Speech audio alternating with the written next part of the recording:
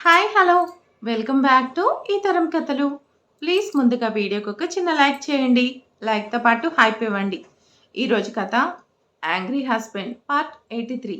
కథను రచించిన వారు సుజాత గారు, వాయిస్ ఓవర్ శ్వేత. ఇక లేట్ చేయకుండా స్టోరీలోకి వెళ్ళిపోదాం. రాఖీకి వచ్చిన అనుమానం తీర్చుకోవడానికి ఆ రూమ్ వెనుక వైపు వెళ్ళి విండో డోర్ ఓపెన్ చేస్తాడు. లోపలికి చూసేసరికి అక్షయ, జై ఒకరినొకరు కౌగిలించుకొని ఉంటారు. అది చూడగానే రాఖీకి ఆవేశం వస్తుంది. రక్తం మరుగుతుంది. కావాలనే కిటికీ దగ్గర సౌండ్ చేస్తాడు. అక్కడ నుంచి వెంటనే వచ్చి రూమ్ దగ్గర నిలబడతాడు. రాఖీ వచ్చిన ఒక్క సెకండ్కే వీళ్ళిద్దరూ లోపల నుంచి బయటకు వస్తారు. తాతయ్య, తను సర్జరీ చేయడానికి ఒప్పుకుంది. Thank you doctor, thank you very much. మీరు కనుక మా దక్షాని పాపని కాపాడితే మీకు జీవితాంతం రుణపడి ఉంటాం అని తనకు అందరూ చెప్తుంటే సర్జరీ చేశాక మాట్లాడుకుందాం అని వెళ్ళిపోతుంది అక్షయ. అక్షయ కనపడకుండా వెళ్ళే అంతవరకు తన వైపు కోపంగానే చూస్తాడు రాఖీ.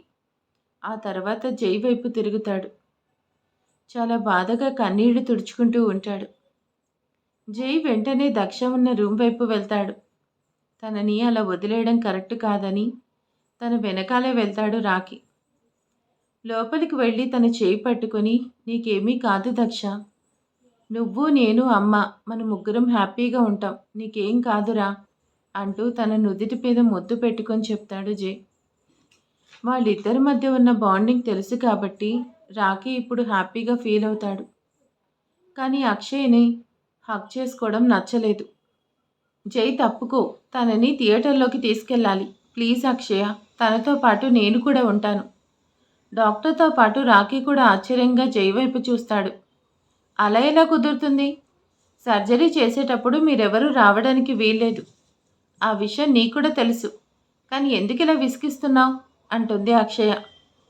వాళ్ళిద్దరి గురించి తెలుసు కాబట్టి అక్కడ రెగ్యులర్గా చెకప్ చేసే డాక్టర్ పర్వాలేదు రానివ్వండి.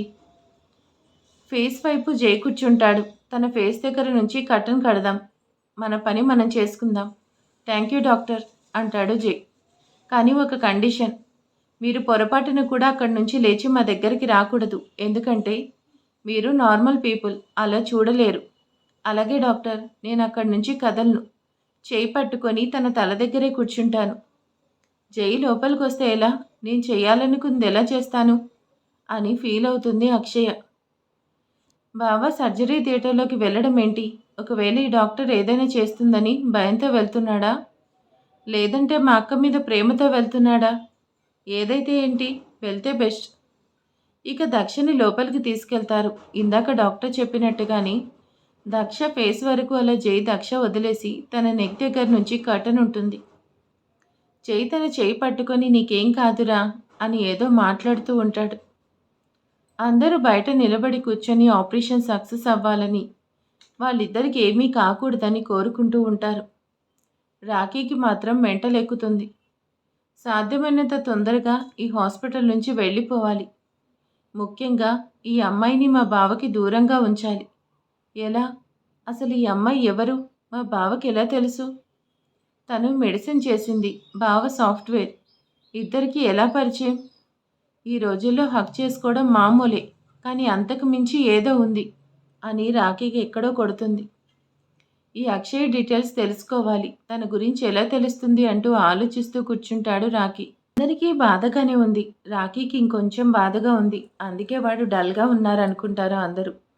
ఎందుకంటే అక్క తమ్ముడు గురించి అందరికీ తెలిసిందే కదా. కానీ పాపం రాఖీ గుండెల్లో ఉన్న బాధ ఎవరికీ చెప్పలేడు.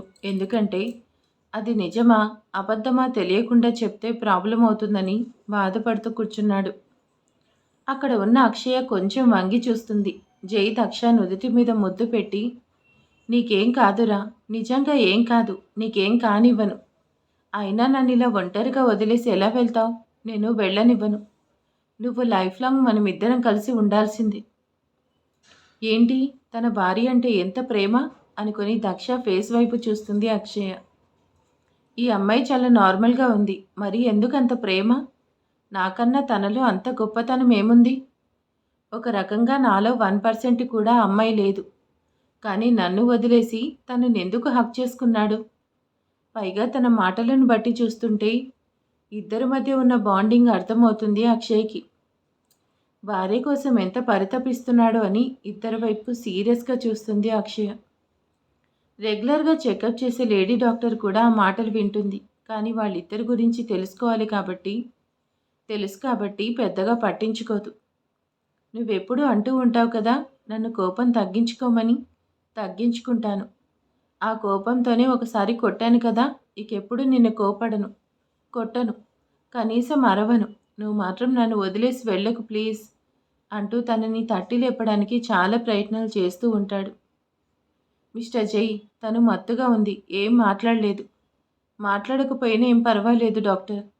నేను చెప్పేది తనకు వినిపిస్తుంది. ఎందుకంటే నా వైఫ్ నాకు చెప్పింది. తను ఎలాంటి పరిస్థితుల్లో ఉన్నా నా పిలుపు వింటే తనకి మెలకువ వస్తుంది అని చెప్పింది. అదే నిజమైతే ఇప్పుడు తను తప్పకుండా కళ్ళు తెరుస్తుంది అని చాలా నమ్మకంగా చెప్తాడు జై. ఓకే మిస్టర్ జై అంటూ భుజం తట్టి వెళ్ళి సర్జరీలో బిజీగా ఉంటారు అందరూ.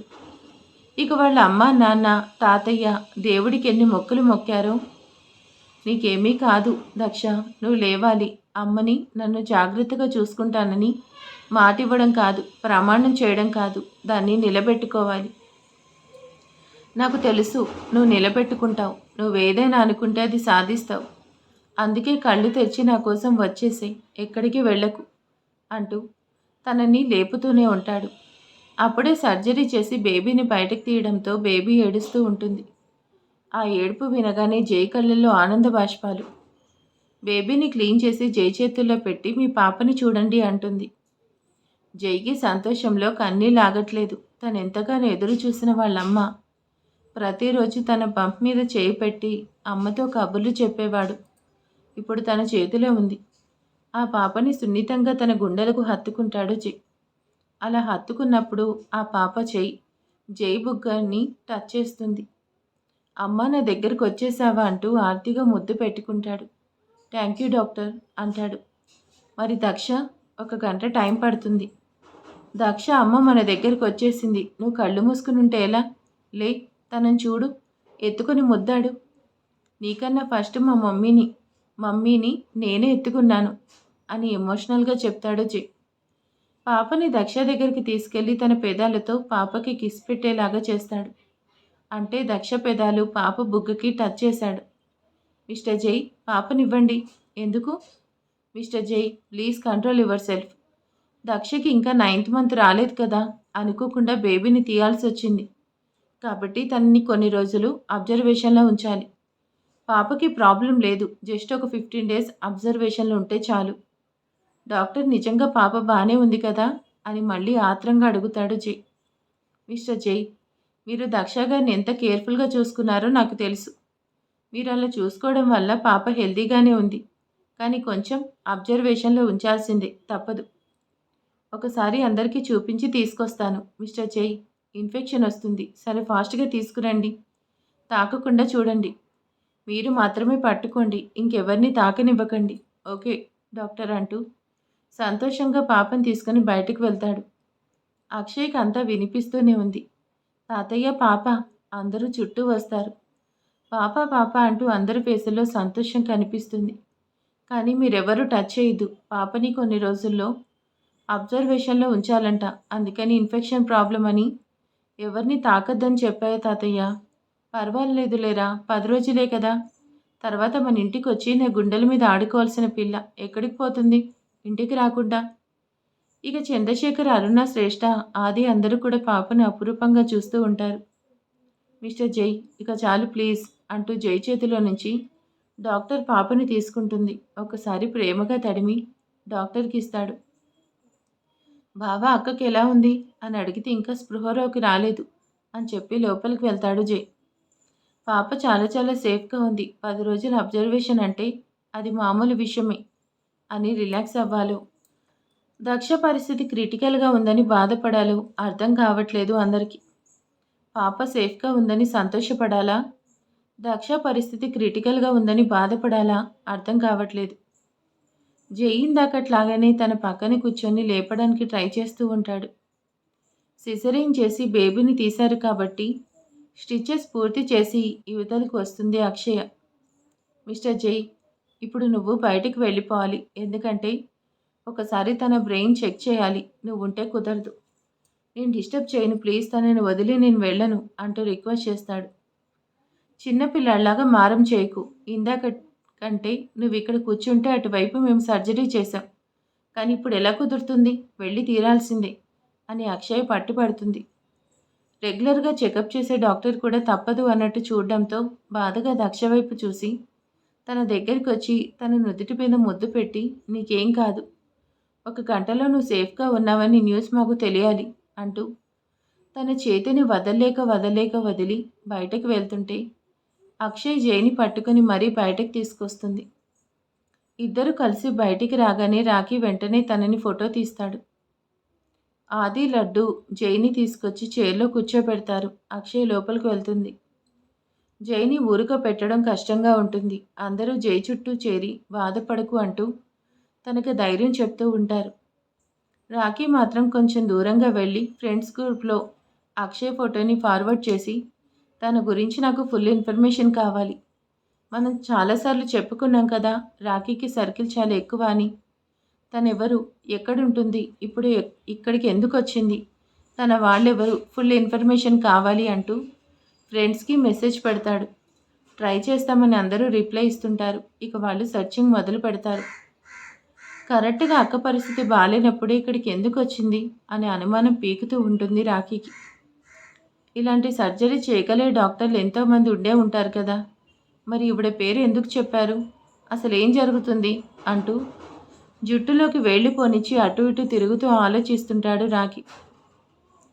లోపల ఒకరికొకరు హక్ చేసుకుని ఉన్నారు. అయినా మా బావ వేరే అమ్మాయిని ఇలా హక్ చేసుకోవడం ఏంటి అంటూ చాలా రోజుల క్రితం జరిగింది గుర్తు చేసుకుంటాడు.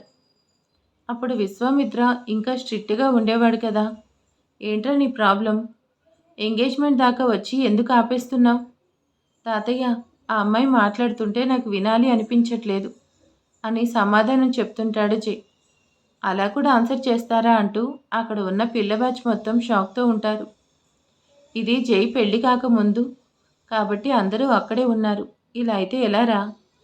ఆ అమ్మాయి నా ఫ్రెండ్ మనవరాలు. ఇప్పుడు వాళ్ళకి నేనేం సమాధానం చెప్పాలి? సింపుల్గా నా మనవడికి నచ్చలేదని చెప్పండి. మీకంత ప్రాబ్లం అయితే నేను చెప్తాను. ఫోన్ ఇవ్వండి అంటాడు జై. బావా, అసలేంటిదంతా? పెళ్లి చూపులు, కానీ వెళ్ళడం నీకు నచ్చలేదు అని చెప్పడం ఎందుకు నచ్చలేదని వాళ్ళు ఎంక్వైరీ మొదలు పెట్టడం, అసలు ఇదంతా ఎందుకు? కానీ నీకు ఎలాంటి అమ్మాయి కావాలో చెప్పు, మేము 6 ఉన్నాం, అందరూ కలిసి నీకు అక్కని వెతికి పెడతాం అని సరదాగా అంటాడు రాఖీ. నీ పనులని వదిలేసి మీరు చదవకుండా నా పెళ్లి విషయాలు మాట్లాడతారేంటి? మీకెవరికి ఏం పనులు లేవా అంటూ అందరి వైపు సీరియస్గా చూసి అడుగుతాడు జై. మొన్న ఎగ్జామ్స్ అయిపోయాయి కదా, నీకు ఎన్ని మార్కులు వచ్చాయిరా అని రాఖీని అడగడంతో హలో హలో అని ఫోన్ రాకపోయినా చెవిలో పెట్టుకుని అక్కడి నుంచి జంప్ అవుతాడు రాఖీ. మీకు సపరేట్గా చెప్పాలా అని అందరి వైపు చూసేసరికి ఎవరి రూమ్స్లోకి వాళ్ళు వెళ్లకుండా అందరూ కలిసి రాఖీ రూమ్కి చేరుతారు. ఈ విశ్వామిత్రుడికి తగిన మేనక ఎక్కడుందో ఏంటో. పాపం, వచ్చే అమ్మాయి బావని భరించలేక అల్లాడిపోవాలి అంటూ రాఖీ రమ్య మాట్లాడుకుంటారు. సరే, వాళ్ళందరూ నోర్లు మూయించావు, మరి నేనేం చేయాలి? అది కూడా తమరే చెప్పండి అని అడుగుతారు తాతగారు. ఏంటి తాతయ్య, నేను పెళ్లి చేసుకొని అన్నానా? చేసుకోవాలి అనుకున్నప్పుడు ఇలా వంకలు పెట్టడం దేనికి? నేను చూపించిన అమ్మాయిని చేసుకోవచ్చు కదా అంటారు తాతగారు. తాతయ్య, నచ్చకుండా ఎలా చేసుకుంటాను అంటాడు జై. పోనీ నీకు ఎలా ఉంటే నచ్చుతుందో చెప్పు. నాకు అలా చెప్పడం చేత కాదు, కానీ తనని చూడగానే ఇట్స్ మైన్ అనిపించాలి. తనే నా ప్రాణం సర్వస్వం అనిపించాలి. అప్పుడే తనతో జీవితాంతం నేను హ్యాపీగా ఉంటాను. ఇది ఎప్పటికీ జరుగుతుందిరా అంటూ తాతగారు అడుగుతారు. ఎప్పటికీ జరుగుతుందంటే నాకేం తెలుసు? నాకు కనిపించాలి కదా. నాకు కనిపిస్తే తప్పకుండా మీ దగ్గరికి తీసుకొస్తాను. నచ్చకుండా ఒక ఫుడ్ కూడా తినరు.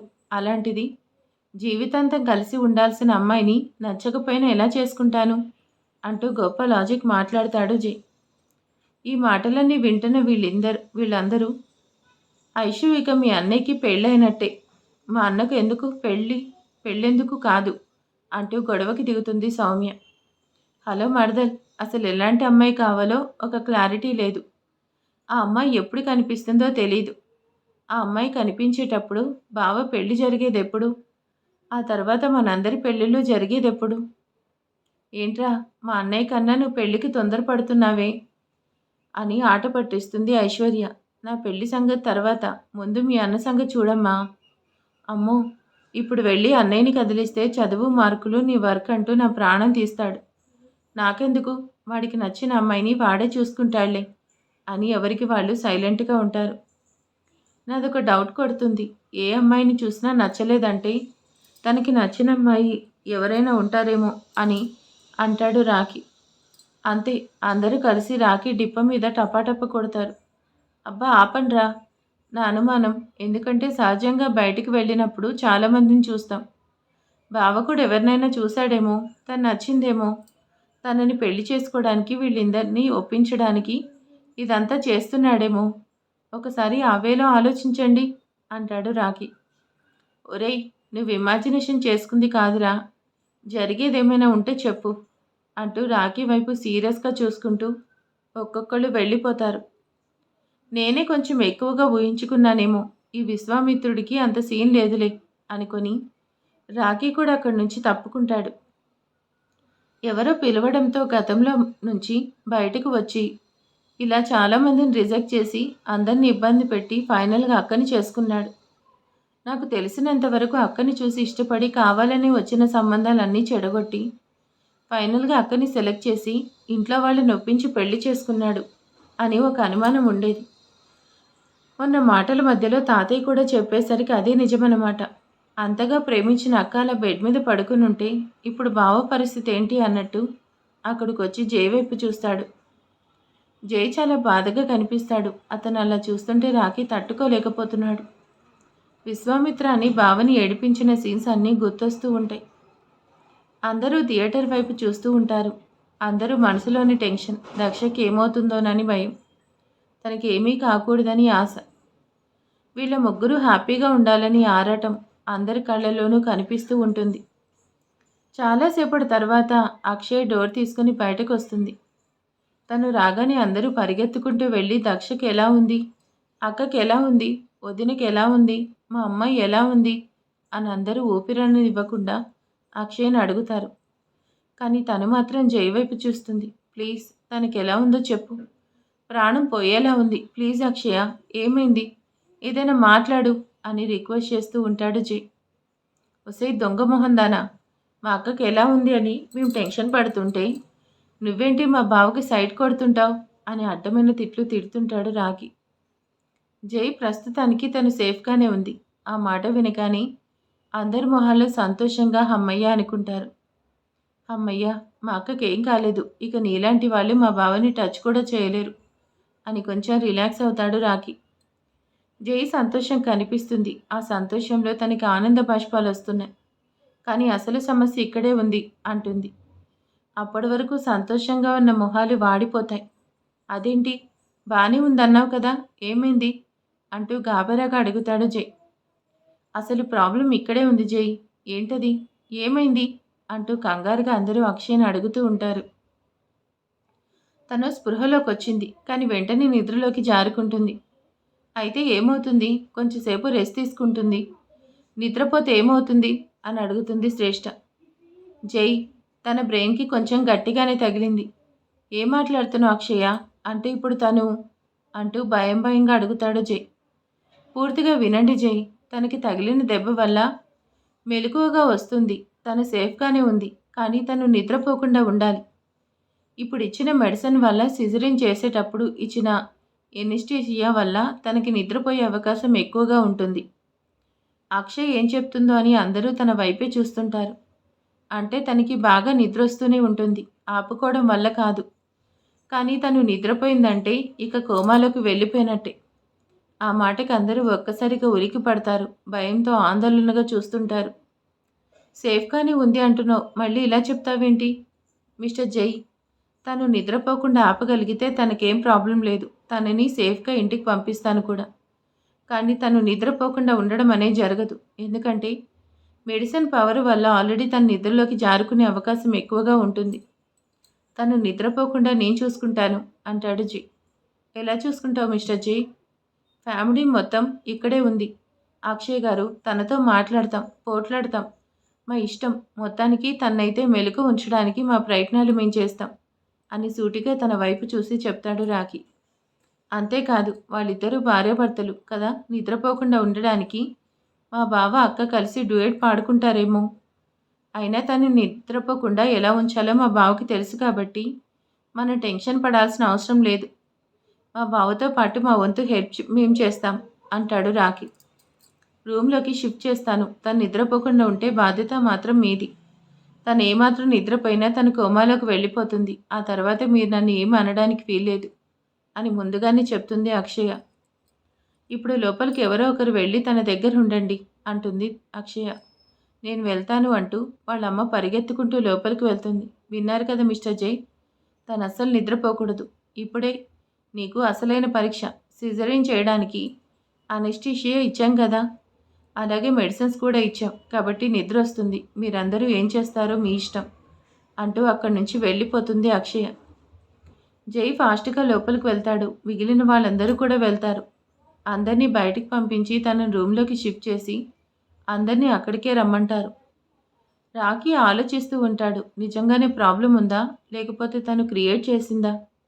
నిజమే, తలకి గట్టిగానే దెబ్బ తగిలింది కాబట్టి ఇలా కూడా జరుగుండొచ్చు. ఏదైతే ఏంటిలే, మా అక్క సేఫ్గానే ఉంది. తను నిద్రపోకుండా చూడాలి కదా, మనం కూడా హెల్ప్ చేయాలి అనుకుంటూ తను కూడా లోపలికి వెళ్తాడు రాఖీ. దక్ష చూడమ్మా. దక్ష కళ్ళు తెరిచి ఒక్కసారి చూసి చిన్న స్మైల్ ఇచ్చి మళ్ళీ మత్తుగా కళ్ళు మూసుకుంటుంది. నాకు నిద్ర వస్తుందమ్మా, తర్వాత మాట్లాడతాను అంటుంది. నీతో మాట్లాడాలరా. బాగా నిద్ర వస్తుందమ్మా అంటూ కళ్ళు మూసుకుంటుంది దక్ష. అత్తయ్య మీరు పక్కకు రండి అంటూ తనని అక్కడి నుంచి లేపి జై కూర్చొని దక్ష అంటూ తన ఫేస్ని చేతుల్లోకి తీసుకొని నువ్వు నిద్రపోతే ఎలా, పాపని చూడవా అని అంటాడు. పాప అనేది వినగానే కళ్ళు తెరుస్తుంది దక్ష. పాప ఎంత క్యూట్గా ఉందో తెలుసా? నిజంగానా?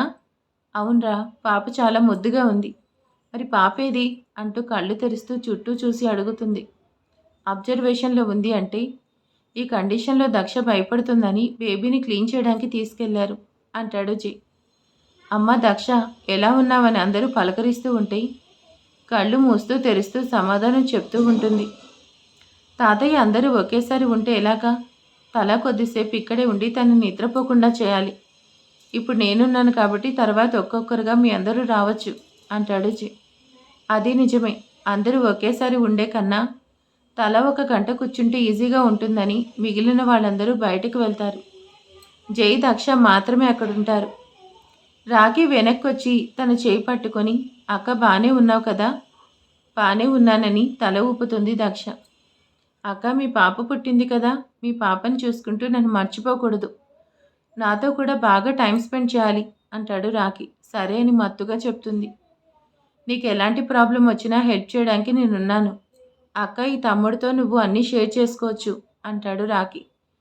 సరే అని దక్ష నవ్వుతూ చెప్పగానే రాఖీ బయటికి వెళ్ళిపోతాడు.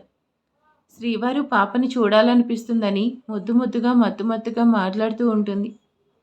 దక్ష కళ్ళు మూసుకోకు, నేను నీతో మాట్లాడుతున్నాను కదా, నువ్వు నిద్రపోతే ఎలాగా అంటాడు.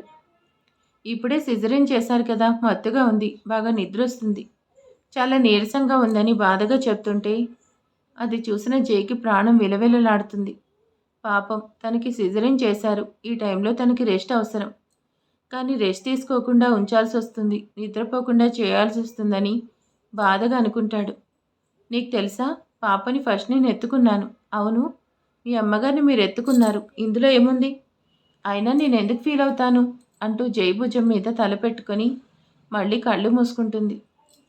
దక్ష పరిస్థితి అర్థం చేసుకుని జై కూడా కన్నీళ్లు పెట్టుకుంటాడు. బాగా నిద్ర వస్తుంది, మనం తర్వాత మాట్లాడుకుందాం అంటుంది. నేను నీకోసం నీతో మాట్లాడాలని వస్తే నువ్వు నిద్రపోతావా అని బాధపడుతూని కొంచెం సీరియస్గా అడుగుతాడు. తలకి దెబ్బ తగిలింది కదా, బ్లడ్ చాలా పోయిందేమో, కొంచెం నీరసంగా ఉంది అని అంటుంది. పాపం అని జాలి పడతాడు జై. తనంతా బాధపడుతుంటే చూడలేక బయటకు వచ్చి ఎవరో ఒకరు లోపలికి వెళ్ళి తనని నిద్రపోకుండా చూడండి అంటాడు. వెంటనే చంద్రశేఖర్, అరుణ ఇద్దరు లోపలికి వెళ్తారు. ఏంటి బావా, అక్కకి ఎలా ఉంది? చెప్పారు కదా తను నిద్రపోకుండా ఉంటే చాలు, కానీ నా ఒడిలో పడుకొని నిద్రపోతానని మారం చేస్తుంది. అందుకే ఉండలేకొచ్చేశాను. బావా, తను ఏదైనా చెప్తే నువ్వు చక్కగా వింటావు. అలాంటిది ఇప్పుడు తను నిద్రపోకుండా ఆపడం నీ వల్ల కాదు. మేమంతా చూసుకుంటాంలే. నువ్వు కొంచెం సేపు రెస్ట్ తీసుకో. నేను లోపలికి వెళ్ళి మా అక్కతో ఫైట్ చేస్తాను. అప్పుడు తను కూడా నా మీద ఫైట్ చేయడానికి లేచి కూర్చుంటుంది అని నవ్వుతుంది శ్రేష్ఠ. అప్పుడప్పుడు అక్కా చెల్లెలిద్దరూ పోట్లాడుకోవడం సహజమే కదా. ఇప్పుడు దాన్ని ఉపయోగిస్తాను బావా. జై వెంటనే అబ్జర్వేషన్లో ఉన్న పాప దగ్గరికి వెళ్ళి దూరం నుంచి చూసి కన్నీళ్లు పెట్టుకుంటూ అక్కడి నుంచి వెళ్ళిపోతాడు. ఇదేంటి, బావొచ్చాడు కదా, మళ్ళీ ఎక్కడికి వెళ్ళాడు అని చుట్టూ వెతుకుతాడు రాకి. కానీ జై ఎక్కడా కనిపించాడు. అక్కకి బాగా లేకపోతే తనే దగ్గరుండి నేను చూసుకుంటాను, మీరు వెళ్ళండి అనాల్సింది. కానీ నేను ఉండలేకపోతున్నాను, మీరు చూసుకోండి అని చెప్పి వెళ్ళాడేంటి? వెంటనే జైకి ఫోన్ చేస్తాడు. ఫోన్ స్విచ్ ఆఫ్ వస్తుంది. ఇక్కడే ఉన్నాను కదా, బావ ఎటు వెళ్ళాడు, ఎలా మిస్ అయ్యాడు అంటూ బయటకు వచ్చి చూస్తాడు. పార్కింగ్లో ఉండాల్సిన వాళ్ళ కారు అక్కడే ఉంటుంది, కానీ జై కనిపించట్లేదు. వెంటనే అక్కడ ఉన్న వాచ్మ్యాన్ దగ్గరికి వెళ్ళి తను బయటకు వచ్చాడా అని జై ఫోటో చూపించి అడుగుతాడు. రాలేదని చెప్పడంతో రాకీకి ఇంకా అనుమానం బలపడుతుంది. కొంపతీసి అక్షయ్ని కలవడానికి వెళ్ళాడా? ఆలోచన రాగానే వెన్ను జలధరిస్తుంది రాకీకి. అక్కని కాపాడింది కదా, కొంచెం మంచిదేమో అనుకున్నాను. అంటే నిజంగా బాగానే ఉంది. నిద్రపోవడానికి తను ఏదో చేసింది. అనిస్టేషియా ఎక్కువ ఇచ్చి నిద్రలోకి జారుకునేలా చేసి మళ్ళీ నిద్రపోకుండా ఉండడానికి ట్రై చేయమని మా అందరికీ చెప్పిందా? ఇప్పుడు అక్కకి ఏమైనా అవుతుందా? అసలు తను ఏం చేసిందో తన నోటితో తెలుసుకోవాలంటూ ఫాస్ట్గా ఇప్పుడు తన సంగతి తేల్చేస్తానంటూ కోపంగా అక్షయ్ ఉన్న రూమ్కి వెళ్తూ ఉంటాడు. మరి జై అక్షయ్ దగ్గరే ఉంటాడా లేదా వేరే దగ్గర ఉంటాడా చూద్దాం నెక్స్ట్ పార్ట్లో. మరి దక్ష సేఫ్గానే బయటకు వస్తుందా లేకపోతే అక్షయ్ ఇంకేదైనా ప్లాన్ చేస్తుందా అనేది కూడా నెక్స్ట్ పార్ట్లోనే తెలుస్తుంది. మరి ఈరోజు వీడియో ఎలా ఉందో కామెంట్ చేసేయండి. అలాగే జైకి పాప పుట్టింది కదా, అందరూ కంగ్రాచులేషన్స్ అని కామెంట్ చేసేయండి. Thank you.